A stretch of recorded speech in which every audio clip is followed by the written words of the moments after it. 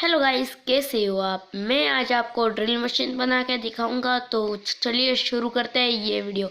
तो friends, drill machine बनाने के लिए हमें दो ऐसे पाइप चाहिए, और जो सैंड पेपर है, सैंड पेपर की मदद से मैंने ऑलरेडी ऐसे घिस लिया है लिपेट कर।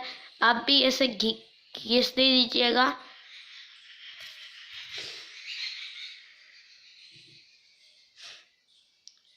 और ऐसी हमारे ड्रिल मशीन की होगी लुक। और ये मैंने ऐसा एक मोटर लिया है, ये 12 वोल्ट का पावरफुल मोटर है। इसका लिंक मैं डिस्क्रिप्शन में दे दूंगा। ये अमेज़न पे आती है, ऐसी 5 मोटर्स आती है अलग अलग प्रकार की। तो हम इसे ऐसे लगाने वाला है, ये मैं बाद में लगाऊंगा। उससे पहले मैं इसके वायर्स को लगा लेता हूँ आपके बिना टाइम वेस्ट किए।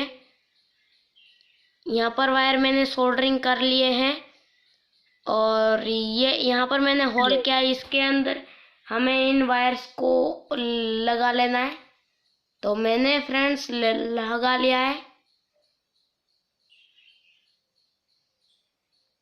और ये मोटर थोड़ा लूज है, तो इसके लिए हम इलेक्ट्रिक टैप लेंगे और